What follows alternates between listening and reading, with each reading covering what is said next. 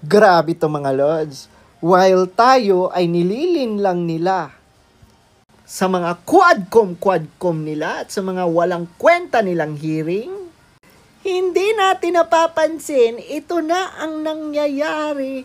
Ito na ang nangyayari sa budget sa 2025. Grabe. Tignan mo Proposed sa House of Representatives, proposed is 16.3 billion.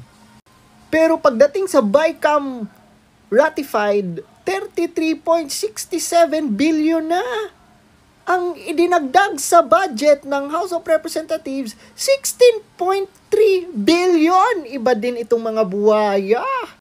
Sa Senate naman, ang proposed is 12.8 billion. Sa BICAM ratified is 13.9 billion. Tumaas ng 1 billion. Grabe. Ang Office of the President, di ba, ang proposed is 10.45 billion. Itinaas into 15.8 billion. 5.4 billion ang itinaas.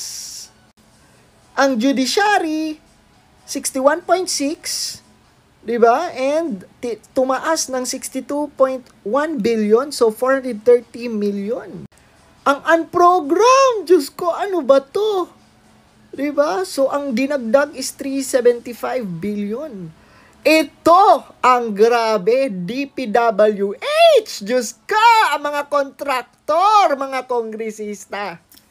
Patayan na tayo. No? Nininegosyo nila. Diba? From 898 billion, naging 1.1 trillion! Grabe, ang itinaas is 214 billion. Wala. Masayang-masaya ang mga buwaya. Masayang-masaya ang mga kongresista kasi sila naman ang mga kontraktor niya. Patay na tayo dyan, no? Sus, Diyos ko. Ito, yung DepEd from 748 billion, no, sa ratified, naging 737 billion na lang. Ayan, ito ang mga ibinawas.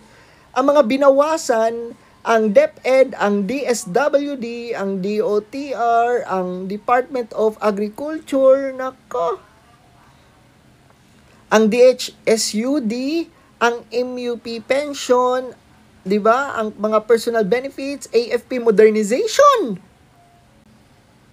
Ang calamity, Diyos ko, at saka PhilHealth. Oh my God, no? Tignan nyo yung priority. Tignan nyo yung priority ng gobyerno. Nakakalungkot mga lods, no? Sobrang nakakalungkot talaga.